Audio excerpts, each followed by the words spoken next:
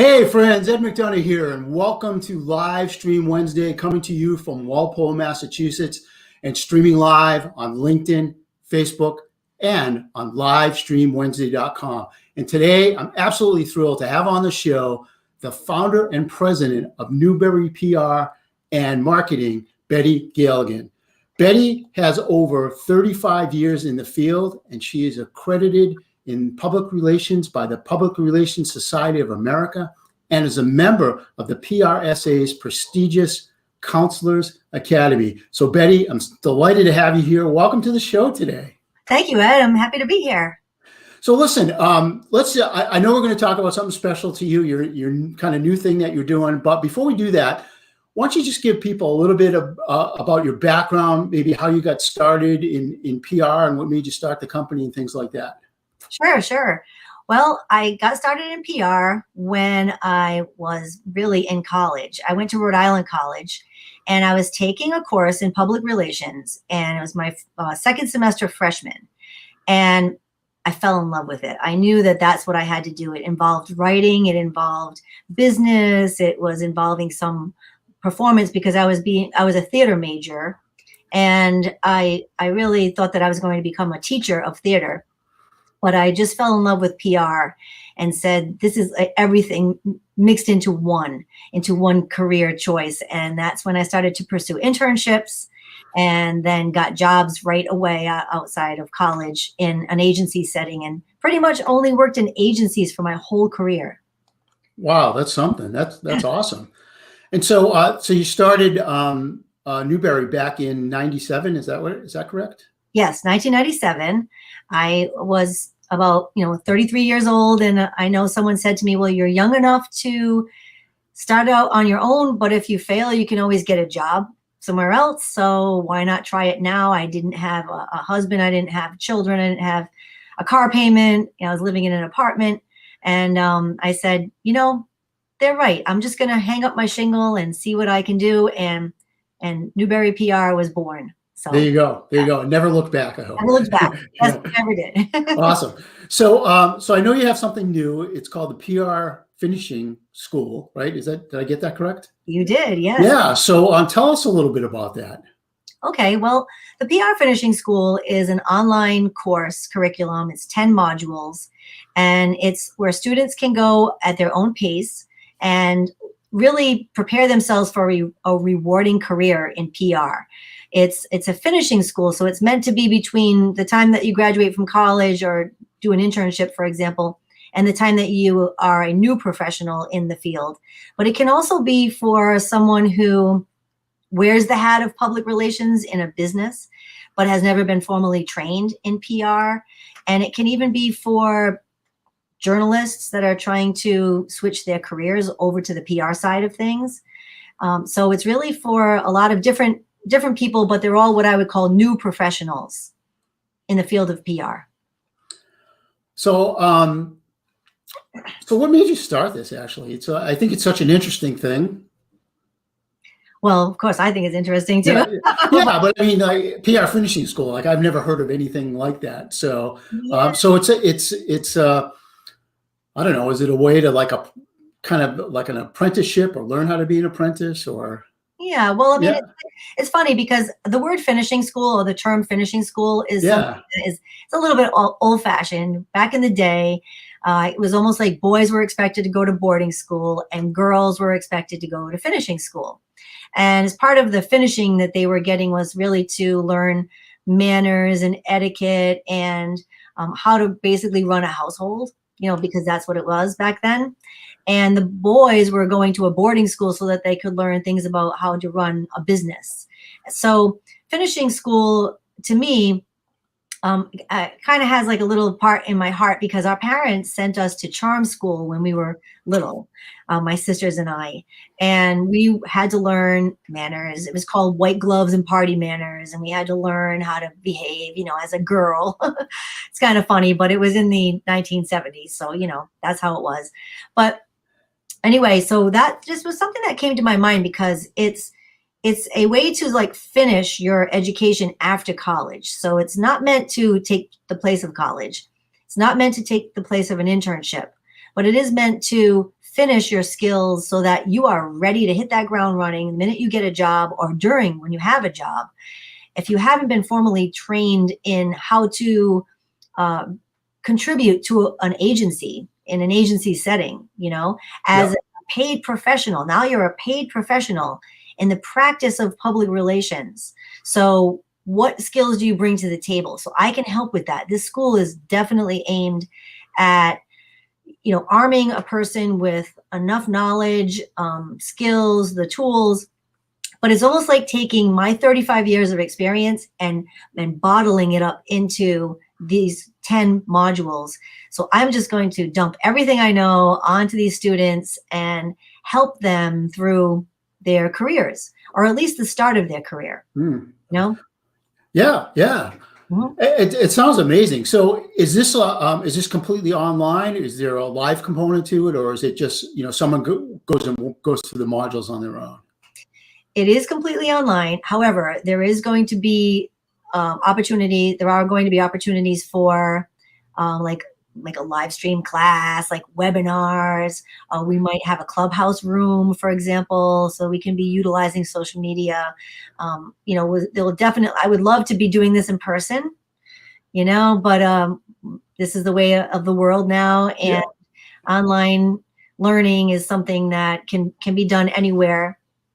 Each student, the important thing is that each student will go at their own pace, but the difference is going to be they're going to be teamed up with a coach/mentor. So it's a mentor, like a career mentor, and this person will guide them through the whole entire course.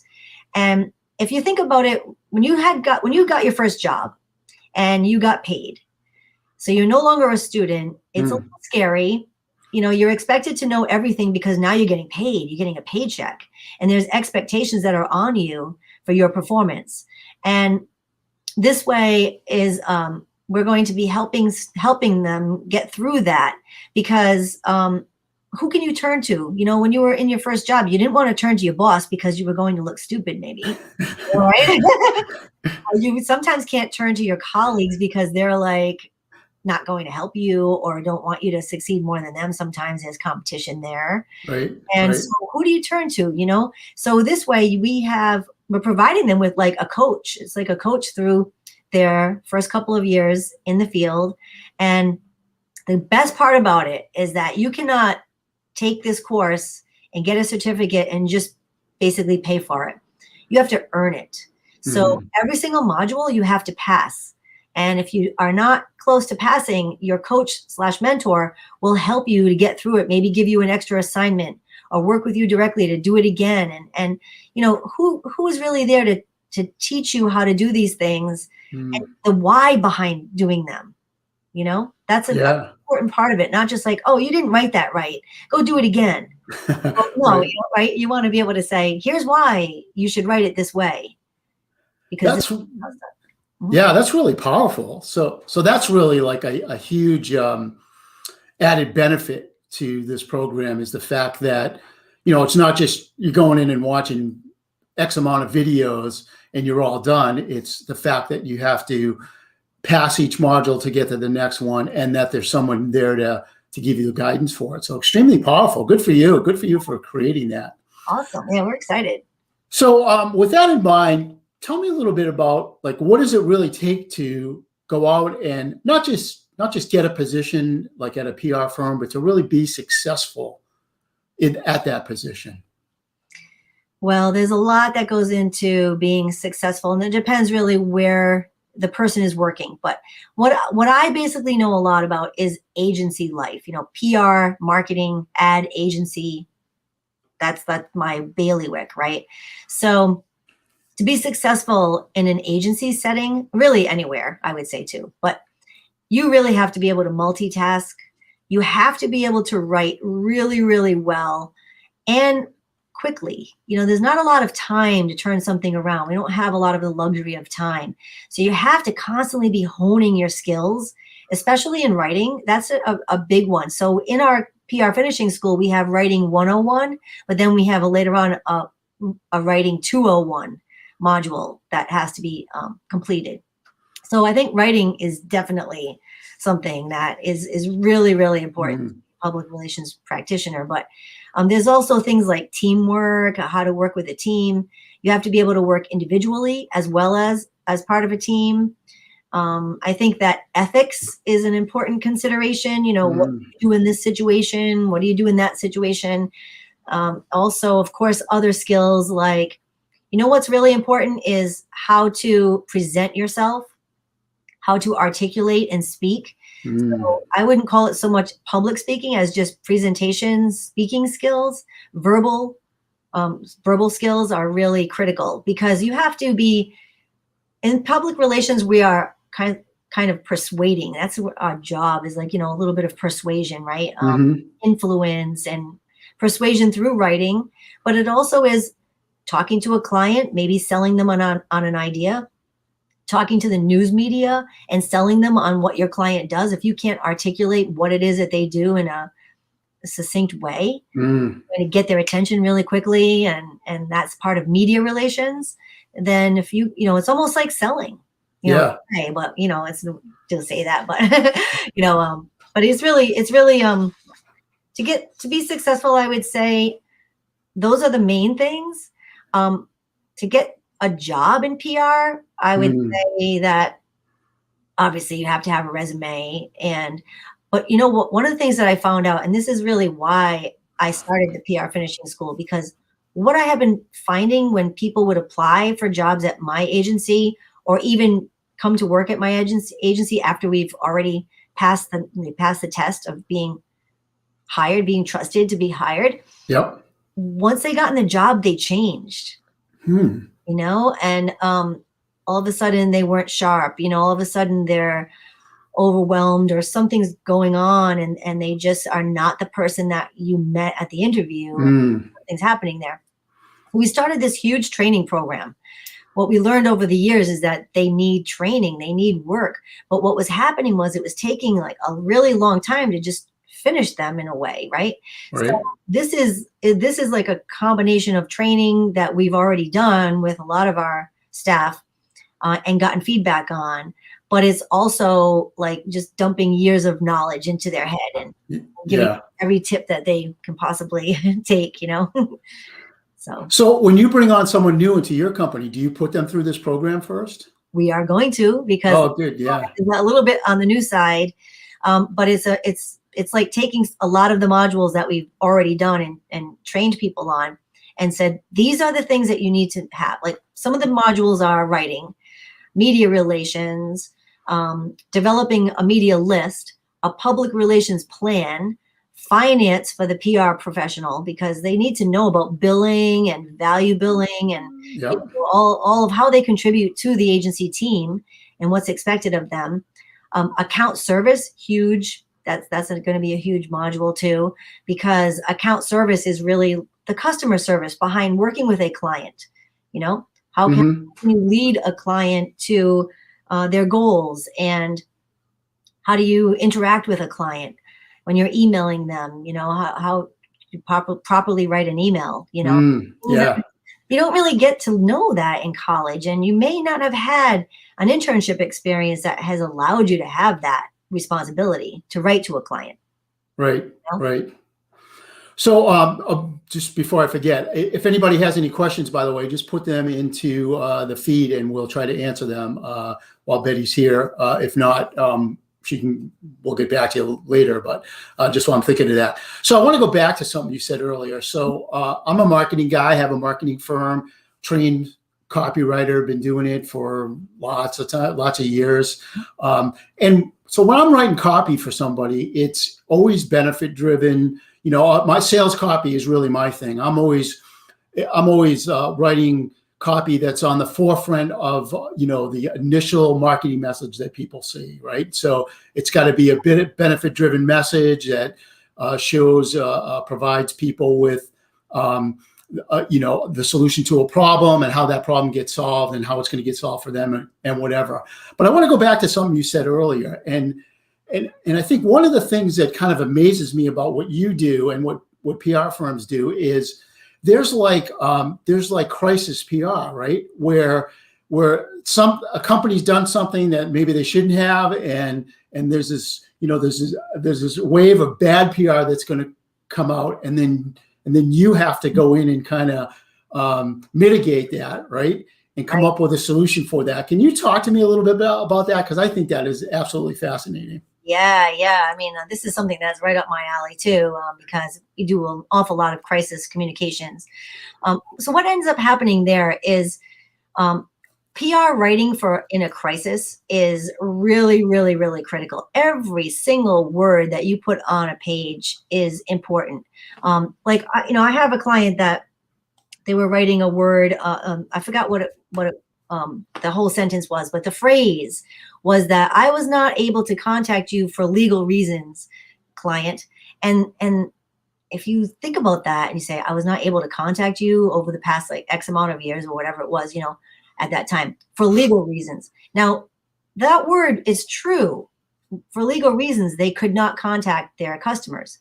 But the bottom line is that it was because of a non-compete clause that they had to sign.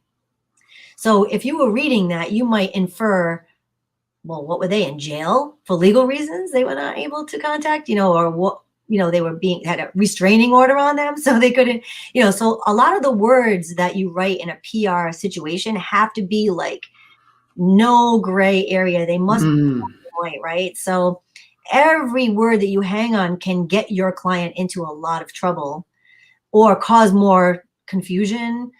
And what your PR crisis writing has to be is like really crisp, really spot on and strategic, so that you are preventing anything further from happening or going down a path that you really don't want to go down.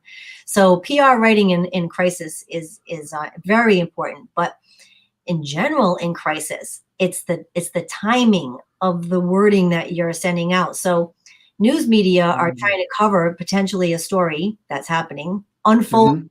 It's unfolding in real time. Today's real time is quick. I mean, it's like in seconds now. It's not in hours anymore, Right. Yeah, absolutely. Yeah. Yeah, right. So, and your website is the key critical element in dealing with a crisis, but so is your social media. So what will happen is you'll see, and you'll start to notice now after I say this to you, that when there is a crisis situation and a reporter's writing on it, they will go to the website and pull off words that are on your website for describing your company or describing you. Say if you had a background that was up there, bio, and if it's not updated, like that's what's out there. Right. And they need to go and get some information somewhere. So websites are critical, social media are critical. This is terrible to say, but with all the shootings that have been happening, you'll see like a perpetrator and they'll go to their Facebook page and get like, is right. And because they need to get some background, and we're better to do that. But on your social media pages, you're publishing your own journalism, right? On that page. Right. So same with the website too. It's important. So like, where do you go to learn how to write like this? Is it just something that happens through experience and doing it for a long time and maybe working with a mentor or something? Or is it, is there a handbook? Is there a PR crisis handbook? Yeah. Maybe there should be one. Maybe that's your next project, right? Yeah, there is lots of books on crisis communications. There are handbooks. Through the Public Relations Society of America, there is a lot of learning that's available in crisis communications work. There's lots of webinars and seminars and articles and all kinds of things that you can read to learn. But really, it's the school of hard knocks. Yeah. That is sure. How did I learn how to do it, right? Well, of course, I would have an interest in that, saying, well, maybe I should attend that webinar just in case a client has a crisis down the line, right? So you go to it and you'll learn things about the crisis PR plan, the timing of it. It's all crises are better executed when they have been planned in advance. Now you say to yourself, how can you plan for a crisis? What's the best way to plan and prepare? Well, if you're a restaurant, for example, and someone chokes on food, like we think about scenario planning. What can happen? If you're if you own a brick and mortar business and something happens with the general public, that, you know, someone slips and falls, or a car goes and crashes into the front of a storefront, or you're an insurance company, and like, I mean, you can be any sort of a company or a business, and something could happen that's beyond your control, like even a natural disaster, you know, anything, any kind of crisis. Think about what could happen in your business that would interrupt it, or maybe cause harm or death. You know, I have a lot of construction clients that they could have an accident or something. You know, I have healthcare clients, they could have deaths that occur. You know, there's things that can happen. And I've had to handle numerous types of crises, you know. And so what you do is you prepare a statement in advance while you're not in a crisis mode, while you're able to think, right?